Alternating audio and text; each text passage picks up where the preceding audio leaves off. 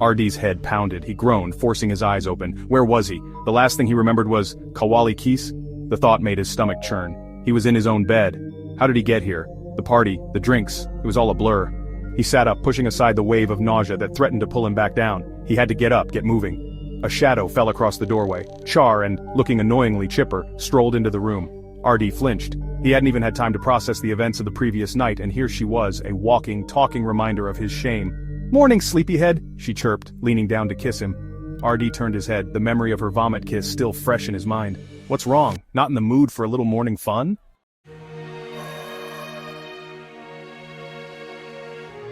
Fun? RD spat, pushing her away. You call that fun? He pointed accusingly at his own mouth. I tasted it all night, you know. Even after brushing my teeth I could still taste it. Sharon's face fell.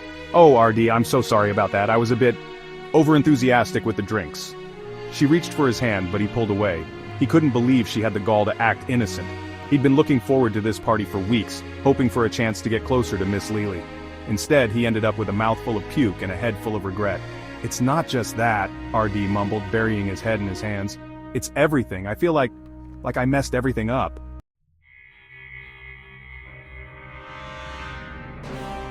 Sharon sat down beside him, her expression softening.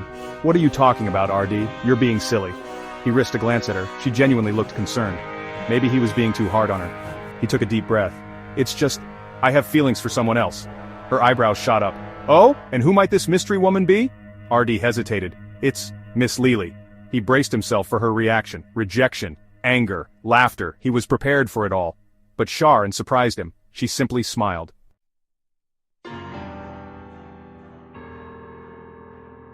Sharon's smile wasn't cruel or mocking as RD had expected. It was almost conspiratorial. Miss Lily, you say? She leaned closer, her eyes sparkling with mischief. Well, this is interesting. RD shifted uncomfortably. He wasn't sure he liked where this was going.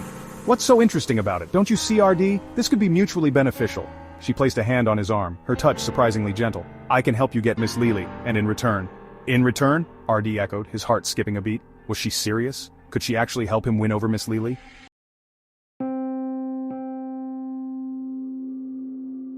Meanwhile, Miss Lily found herself on a train hurtling through the countryside. The rhythmic clatter of the wheels against the tracks was strangely soothing, but it did little to ease the knot of anxiety in her stomach. She was on a mission, a dangerous one, and the stakes were higher than ever. She glanced down at the file in her hands. It contained everything she knew about her target, a high-ranking official suspected of corruption and treason. Her orders were clear: eliminate the target and any potential witnesses.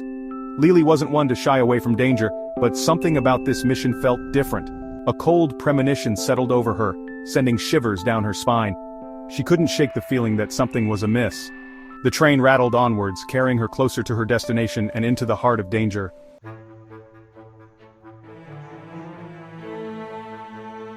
Back in Tokyo, a sense of unease hung in the air. The city, usually a vibrant tapestry of sound and color, seemed to hold its breath, anticipating an approaching storm. In a bustling restaurant, RD listened with half an ear as the mayor droned on about his latest political victory. RD wasn't really interested in politics, but he knew better than to interrupt the mayor. Besides, he had more pressing matters on his mind. Shar had agreed to help him win over Miss Lily, but he still couldn't shake the feeling that he was making a terrible mistake. A sudden commotion at the entrance of the restaurant drew RD's attention. Two figures stood silhouetted against the afternoon sun. Kristen and James Pellew, their faces grim. They exchanged a tense word with the guard before striding purposefully towards the mayor's table.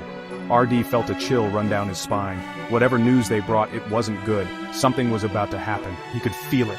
And for the first time that day, the thought of Miss Lily being far away filled him not with longing, but with dread.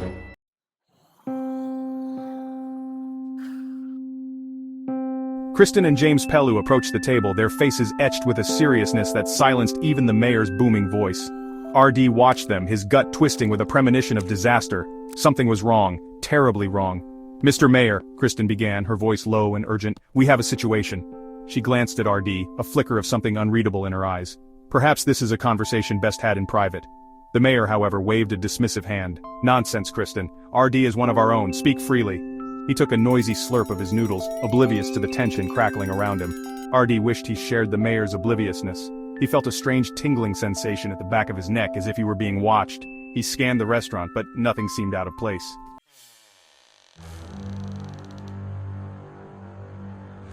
Very well, sir, Kristen said, her gaze hardening. We've received intel that a group of highly trained assassins has infiltrated Tokyo. Their target RD. The words hit RD like a physical blow. Assassins? Him? Why? He glanced at Char, but she seemed as surprised as he was. The mayor, however, simply chuckled and continued slurping his noodles. Assassins? Don't be ridiculous, Kristen. Who would waste their time on this one? He gestured at RD with his chopsticks, a smear of sauce flying across the table. RD felt a surge of anger at the mayor's dismissive tone. He might not have been the most experienced devil hunter, but he wasn't completely useless. And now, apparently, someone wanted him dead. We're not sure, sir, James Pellew interjected, his voice tight with concern. But we believe they may be connected to the recent attacks on devil hunters across the country.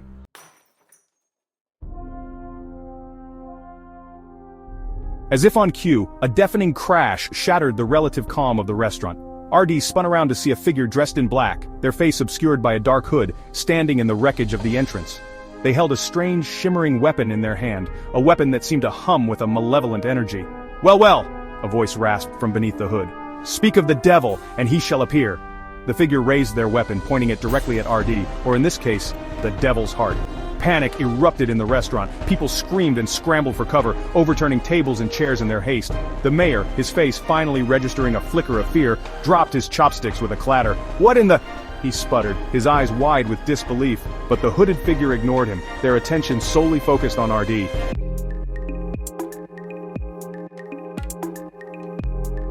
You're coming with me, kid, the figure growled, taking a menacing step towards RD. The gun devil wants your heart, and no one disobeys the gun devil. RD froze, his mind racing. The gun devil? What did they want with him, and how did they even know he existed? He glanced at Char, but she seemed as clueless as he was. They were out of their depth, he realized with a sinking heart. They were hopelessly outmatched. RD, get down! Kristen shouted, drawing her own weapon. But it was too late. The hooded figure lunged forward, their weapon flashing in the dim light of the restaurant. A searing pain ripped through RD's chest. He gasped, his vision blurring at the edges. He could feel something warm and wet trickling down his front. He was bleeding, he realized, with a strange sense of detachment. He was going to die.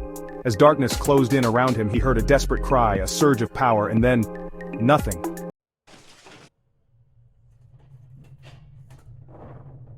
The world dissolved into a whirlwind of chaos. RD lay on the restaurant floor, his senses overwhelmed by pain and confusion. He could hear screams, the clatter of weapons, the sickening crunch of bone against bone. He tried to open his eyes, but his vision swam with dark spots. Was this it? Was this how it ended? Suddenly, a cold hand gripped his own. He looked up, startled, into the eyes of Char but something was different. Her eyes glowed with an eerie light, and her voice, when she spoke, seemed to echo with an unearthly power. "Don't you dare die on me, RD!" she hissed, her voice a low growl. "I haven't finished with you yet!" He felt a surge of power flowing into him, chasing away the pain and the cold dread that threatened to consume him. He didn't understand what was happening, but he clung to her hand, to her voice, as a drowning man clings to a lifeline. Char, and her body now a conduit for a power far beyond her own, rose to her feet. The hooded figure, momentarily distracted by the chaos they had unleashed, turned towards them, their weapons still smoking. They didn't stand a chance.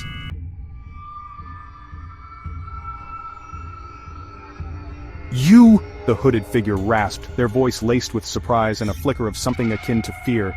"You're not supposed to—" But Char, or rather, the entity that now controlled her body, didn't hesitate.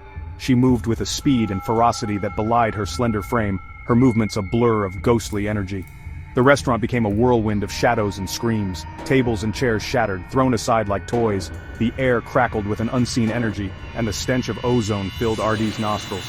He watched, his heart pounding against his ribs as Char fought with a desperate fury he had never witnessed before. But even as he watched, he felt a growing sense of dread. The power that coursed through Char and the power that allowed her to fight back against such a formidable foe came at a price. He could feel it draining her, consuming her from the inside out.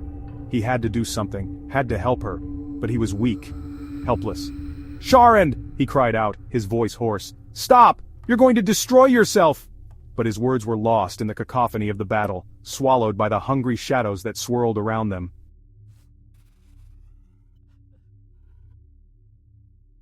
Just when RD thought all hope was lost, a new figure emerged from the chaos. A young woman, her face framed by a cascade of raven hair, stepped into the circle of violence. Her eyes, cold and calculating, seemed to pierce through the shadows, taking in the scene with chilling clarity.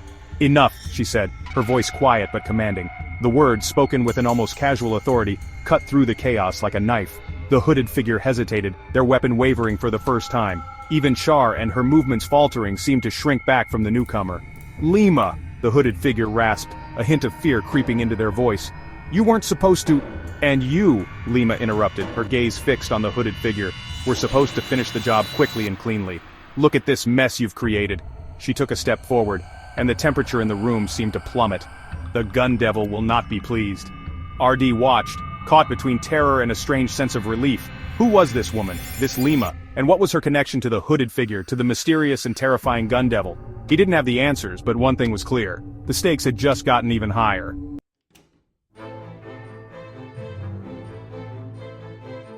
RD lay on the cold floor, his body a throbbing mass of pain.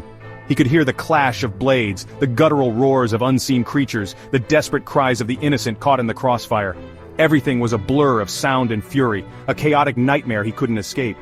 Then a hand gently touched his forehead. He opened his eyes, squinting against the harsh light. A face swam into view, a face he recognized with a surge of relief and longing.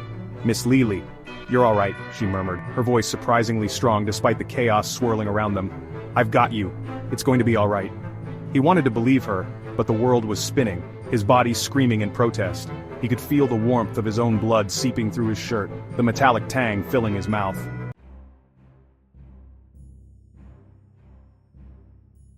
Unbeknownst to RD, a terrifying power was being unleashed miles away. In a secluded temple, bathed in the eerie glow of flickering candles, Miss Lily stood before a line of bound and gagged prisoners. Her eyes, usually warm and inviting, now blazed with a cold, merciless fire. "You have been chosen," she said, her voice echoing through the cavernous hall, "to serve a higher purpose." She stepped towards the first prisoner, her hand outstretched. "Your sacrifice will not be in vain." One by one she whispered names into the darkness, and one by one, the prisoners screamed, their bodies contorting in agony as an unseen force ripped through them. Each death sent a tremor through the air, a ripple of energy that converged on Tokyo, on the very spot where RD lay bleeding. Each death was a blow against the enemy, a sacrifice to fuel a power beyond comprehension.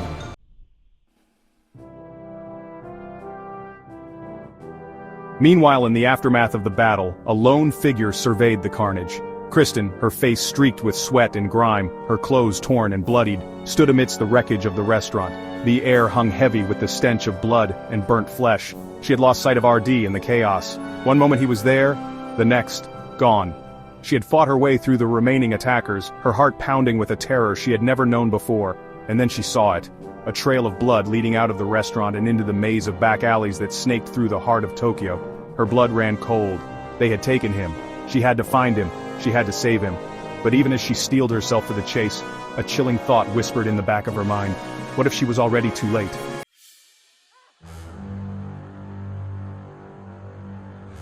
The world tilted, a sickening lurch that sent RD sprawling onto the cold stone floor. He groaned, his head pounding, his vision blurry. He could taste blood, metallic and warm on his tongue. Where was he? What had happened? "You're getting sloppy, RD," a voice boomed from the shadows. That was pathetic. He forced himself to focus, his eyes slowly adjusting to the dim light. He was in a large, empty room, the walls lined with strange symbols and diagrams he didn't recognize. And standing over him, a cruel smirk twisting his lips, was Lacey Way. What did you do to me?" RD gasped, struggling to sit up. His body felt heavy as if every muscle had been replaced with lead. Lacey chuckled, a chilling sound that echoed through the chamber. "I gave you a gift, RD, a taste of your true potential."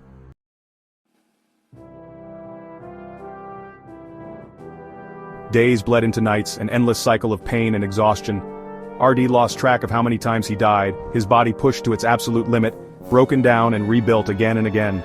Lacey Way was a merciless teacher, his methods brutal, his patience thin. "Again!" Lacey roared, his voice echoing through the training hall. "This time, try not to get yourself killed." RD gritted his teeth, ignoring the throbbing pain in his ribs. He lunged forward, his movements clumsy but fueled by a desperate need to prove himself. He had to get stronger, faster, deadlier. For Miss Lily, for himself, for the sake of his own survival. Beside him, Jenny fought with a quiet ferocity that belied her small frame. She moved like a phantom, her blood a weapon as deadly as any blade. Lacey had unlocked something within her, a power both terrifying and awe-inspiring.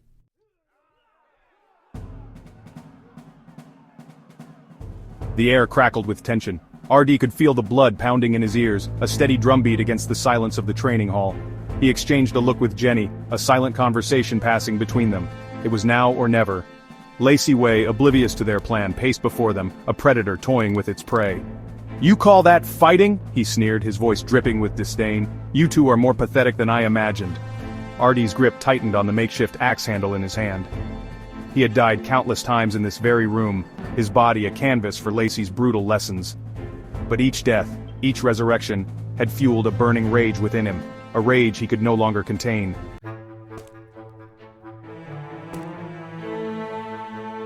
As Lacey lunged, a blur of motion and malice, RD sprang into action. He rolled aside, narrowly avoiding the killing blow, and scrambled to his feet. Jenny struck like a viper, a spear of solidified blood materializing in her hand and hurtling towards Lacey's exposed back. Lacey roared in pain as the spear found its mark, but the injury only seemed to enrage him further. He ripped the spear free, blood splattering across the floor, and turned on Jenny, his eyes blazing with murderous intent. "You little—" Lacey snarled, lunging for Jenny's throat, but RD intercepted him, bringing the axe handle down on Lacey's arm with a sickening crunch. Lacey howled, clutching his broken arm, his face contorted in pain and fury. "You think you've won?" he spat, blood flecking his lips. "This isn't over, not by a long shot!"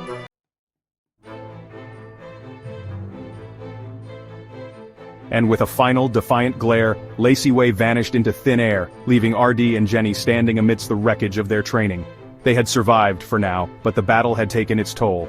RD collapsed to his knees, his body trembling with exhaustion.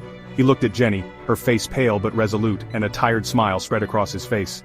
"He's gone," RD said, his voice hoarse. "We did it." Jenny nodded, her gaze distant. "For now," she said, her voice barely a whisper. "But this isn't over. The gun devil is still out there, and he won't stop until he has your heart." RD looked down at his chest, at the spot where his heart beat a steady rhythm beneath his battered flesh. He had a feeling this was only the beginning, a prelude to a much larger, much more dangerous game.